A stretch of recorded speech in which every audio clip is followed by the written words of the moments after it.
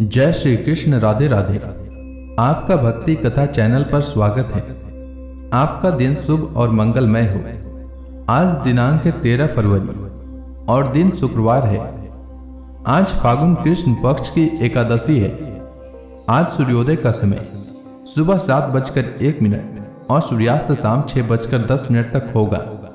ब्रह्म मुहूर्त रहेगा सुबह 5:18 से सुबह 6:10 तक और अभिजीत मुहूर्त रहेगा दोपहर 12:13 से दोपहर 12:58 तक। वही राहु काल सुबह 11:12 से दोपहर 12:35 तक रहेगा। आज आइए सुनते हैं फागुन मास कथा का अगला अध्याय। श्री सुखदेव जी कहते हैं, परीक्षित, हरियश्व जन्म से ही बड़े बुद्धिमान थे। वे देवर्षि नारद की यह पहेली एक गुण वचन सुनकर अपनी बुद्धि से स्वयं ही विचार करने लगे। देवर्षि नारद का कहना तो सच है। यह लिंग शरीर ही, जिसे साधारणतः जीव कहते हैं, पृथ्वी है और यही आत्मा का अनादि बंधन है। इसका अंत देखे बिना मोक्ष के अनुपयोगी कर्मों में लगे रहने से क्या लाभ है। सचमुच ईश्वर एक ही है। वह जगत आदि तीनों अवस्थाओं और उनके अभिमानियों से भिन्न उनका साक्षी तुरीय है। वही सबका आश्रय है, परंतु उसका आश्रय कोई नहीं है। वही भगवान है। उस प्रकृति आदि से अतीत नित्य मुक्त परमात्मा को देखे बिना भगवान के प्रति असमर्पित कर्मों से जीव को क्या लाभ है। जैसे मनुष्य बिल रूप पाताल में प्रवेश करके वहां से नहीं लौट पाता, वैसे ही जीव जिसको प्राप्त होकर फिर संसार में नहीं लौटता, जो स्वयं अंत ज्योति स्वरूप है, उस परमात्मा को जाने बिना विनाशवान स्वर्ग आदि फल देने वाले कर्मों को करने से क्या लाभ है। यह अपनी बुद्धि ही बहुरूपिणी और सत्व रज आदि गुणों को धारण करने वाली व्यभिचारिणी स्त्री के समान है। इस जीवन में इसका अंत जाने बिना, विवेक प्राप्त किए बिना अशांति को अधिकाधिक बढ़ाने वाले कर्म करने का क्या प्रयोजन है। यह बुद्धि ही उल्टा स्त्री के समान है। इसके संग से जीव रूप पुरुष का ऐश्वर्य, इसकी स्वतंत्रता नष्ट हो गई है। इसी के पीछे पीछे वह उल्टा स्त्री के पति की भांति न जाने कहां कहां भटक रहा है। इसकी विभिन्न गतियों चालों को जाने बिना ही विवेक रहित कर्मों से क्या सिद्धि मिलेगी। माया ही दोनों ओर बहने वाली नदी है। यह सृष्टि भी करती है और प्रलय भी। जो लोग इससे निकलने के लिए तपस्या, विद्या आदि तट का सहारा लेने लगते हैं, उन्हें रोकने के लिए क्रोध, अहंकार आदि के रूप में वह और भी वेग से बहने लगती है। जो पुरुष उसके वेग से विवश एवं अनभिज्ञ है, वह माइक कर्मों से क्या लाभ उठावेगा। ये 25 तत्व ही एक अद्भुत घर है। पुरुष उनका आश्चर्यमय आश्रय है। वही समस्त कार्य कारणात्मक जगत का अधिष्ठाता है। यह बात न जानकर सच्चा स्वातंत्र्य प्राप्त किए बिना झूठी स्वतंत्रता से किए जाने वाले कर्म व्यर्थ ही हैं। भगवान का स्वरूप बतलाने वाला शास्त्र हंस के समान निर्छिर विवेकी है। वह बंध मोक्ष, चेतन और जड़ को अलग अलग करके दिखा देता है। ऐसे अध्यात्म शास्त्र रूप हंस का आश्रय छोड़कर उसे जाने बिना बहिर्मुख बनाने वाले कर्मों से लाभ ही क्या है। यह काल ही एक चक्र है। यह निरंतर घूमता रहता है। इसकी धार छुरे और वज्र के समान तीखी है और यह सारे जगत को अपनी ओर खींच रहा है। इसको रोकने वाला कोई नहीं है। यह परम स्वतंत्र है। यह बात न जानकर कर्मों के फल को नित्य समझकर जो लोग सकाम भाव से उनका अनुष्ठान करते हैं, उन्हें उन अनित्य कर्मों से क्या लाभ है। शास्त्र ही पिता है, क्योंकि दूसरा जन्म शास्त्र के द्वारा ही होता है और उसका आदेश कर्मों में लगना नहीं, उनसे निवृत्त होना है। इसे जो नहीं जानता, वह गुण में शब्द आदि विषयों पर विश्वास कर लेता है। अब वह कर्मों से निवृत्त होने की आज्ञा का पालन भला कैसे कर सकता है?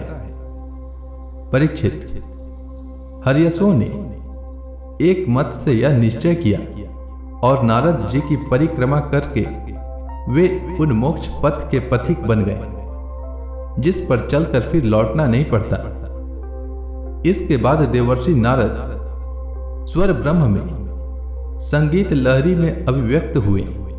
भगवान श्री कृष्ण चंद्र के चरण कमलों में अपने चित्त को अखंड रूप से स्थिर करके लोक लोकांतरों में विचरने लगे। परीक्षित, जब दक्ष प्रजापति को मालूम हुआ कि मेरे शीलवान पुत्र नारद के उपदेश से कर्तव्यच्युत हो गए हैं, तब वे शोक से व्याकुल हो गए। उन्हें बड़ा पश्चाताप हुआ। सचमुच अच्छी संतान का होना भी शोक का ही कारण है। ब्रह्मा जी ने दक्ष प्रजापति को बड़ी संतावना दी। तब उन्होंने पंचजन नंदिनी असिकनी के गर्भ से 1000 पुत्र और उत्पन्न किए। उनका नाम था सबलास्व। वे भी अपने पिता दक्ष प्रजापति की आज्ञा पाकर प्रजा सृष्टि के उद्देश्य से तप करने के लिए उसी नारायण सरोवर पर गए, जहां उन्होंने उनके बड़े भाइयों ने सिद्धि प्राप्त की थी। सबलासुओं ने वहां जाकर उस सरोवर में स्नान किया। स्नान मात्र से ही उनके अंतःकरण के सारे मल धुल गए। अब वे परब्रह्म स्वरूप प्रणव का जप करते हुए महान तपस्या में लग गए। कुछ महीनों तक केवल जल और कुछ महीनों तक केवल हवा पीकर ही उन्होंने हम नमस्कार पूर्वक ओमकार स्वरूप भगवान नारायण का ध्यान करते हैं, जो विशुद्ध चित्त में निवास करते हैं, सबके अंतर्यामी हैं और सर्वव्यापक एवं परमहंस स्वरूप हैं। इस मंत्र का अभ्यास करते हुए मंत्राधिपति भगवान की आराधना की। परीक्षित, इस प्रकार दक्ष के पुत्र सबलास्व प्रजा सृष्टि के लिए तपस्या में संलग्न थे। उनके पास भी देवर्षि नारद आए और उन्होंने पहले के समान ही कटु वचन कहे। उन्होंने कहा, दक्ष प्रजापति के पुत्रों, मैं तुम लोगों को जो उपदेश देता हूं उसे सुनो। तुम लोग तो अपने भाइयों से बड़ा प्रेम करते हो, इसलिए उनके मार्ग का अनुसंधान करो। जो धर्म के भाई अपने बड़े भाइयों के श्रेष्ठ मार्ग का अनुसरण करता है, वही सच्चा भाई है। वह पुण्यवान पुरुष परलोक में मरुद गणों के साथ आनंद भोगता है। परीक्षित, सबलासुओं को इस प्रकार उपदेश देकर देवर्षि नारद वहां से चले गए और उन लोगों ने भी अपने भाइयों के मार्ग का ही अनुगमन किया, क्योंकि नारद जी का दर्शन कभी व्यर्थ नहीं जाता। वे उस पथ के पथिक बने जो अंतर्मुखी वृत्ति से प्राप्त होने योग्य, अत्यंत सुंदर और भगवत प्राप्ति के अनुकूल है। वे बीती हुई रात्रियों के समान न तो उस मार्ग से अब तक लौटे हैं और न आगे लौटेंगे ही। दक्ष प्रजापति ने देखा कि आजकल बहुत से असकुन हो रहे हैं। उनके चित्त में पुत्रों के अनिष्ट की आशंका हो आई। इतने में ही उन्हें मालूम हुआ कि पहले की भांति अब की बार भी नारद जी ने मेरे पुत्रों को चौपट कर दिया। उन्हें अपने पुत्रों की कर्तव्यच्युति से बड़ा शौक हुआ और वे नारद जी पर बड़े क्रोधित हुए। उनके मिलने पर क्रोध के मारे दक्ष प्रजापति के होठ फड़कने लगे और वे आवेश में भरकर नारद जी से बोले। दक्ष प्रजापति ने कहा, ओ दुष्ट, तुमने झूठ मूठ साधुओं का बाना पहन रखा है। हमारे भोले भाले बालकों को भिक्षुकों का मार्ग दिखाकर तुमने हमारा बड़ा अपकार किया है। अभी उन्होंने ब्रह्मचर्य से ऋषि ऋण, यज्ञ से देव ऋण और पुत्रोत्पत्ति से पितृ ऋण नहीं उतारा था। उन्हें अभी कर्म फल की नश्वरता के संबंध में भी कुछ विचार नहीं था। परंतु पापात्मन, तुमने उनके दोनों लोकों का सुख चौपट कर दिया। सचमुच तुम्हारे हृदय में दया का नाम भी नहीं है। तुम इस प्रकार बच्चों की बुद्धि बिगाड़ते फिरते हो। तुमने भगवान के पार्षदों में रहकर उनकी कीर्ति में कलंक ही लगाया। सचमुच तुम बड़े निर्लज हो। मैं जानता हूं कि भगवान के पार्षद सदा सर्वदा दुखी प्राणियों पर दया करने के लिए व्यग्र रहते हैं, परंतु तुम प्रेम भाव का विनाश करने वाले हो। तुम उन लोगों से भी वैर करते हो जो किसी से वैर नहीं करते। यदि तुम ऐसा समझते हो कि वैराग्य से ही स्नेहपाश विषयाशक्ति का बंधन कट सकता है, तो तुम्हारा यह विचार ठीक नहीं है, क्योंकि तुम्हारे जैसे झूठमूठ वैराग्य का स्वांग भरने वालों से किसी को वैराग्य नहीं हो सकता। नारद, मनुष्य विषयों का अनुभव किए बिना उनकी कटुता नहीं जान सकता, इसीलिए उनकी दुख रूपता का अनुभव होने पर स्वयं जैसा वैराग्य होता है वैसा दूसरों के बहकाने से नहीं होता।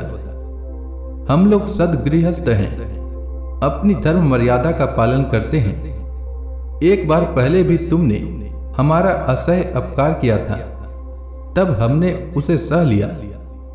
तुम तो हमारी वंश परंपरा का उच्छेद करने पर ही उतारू हो रहे हो। तुमने फिर हमारे साथ वही दुष्टता का व्यवहार किया। इसीलिए मूढ़, जाओ लोक लोकांतरों में भटकते रहो, कहीं भी तुम्हारे लिए ठहरने को ठोर नहीं होगी। श्री सुखदेव जी कहते हैं, परीक्षित, संत शिरोमणि देवर्षि नारद ने बहुत अच्छा कहकर दक्ष का शाप स्वीकार कर लिया। संसार में बस साधुता इसी का नाम है कि बदला लेने की शक्ति रहने पर भी दूसरे का किया हुआ अपकार सह लिया जाए। तो इसी के साथ यह अध्याय समाप्त हुआ। तो प्रेम से बोलिए विष्णु भगवान की जय, समस्त देवी देवताओं की जय। इसके आगे की कथा मैं कल के अध्याय में सुनाऊंगा। तब तक के लिए भगवान श्री हरि विष्णु का नाम जपते रहें।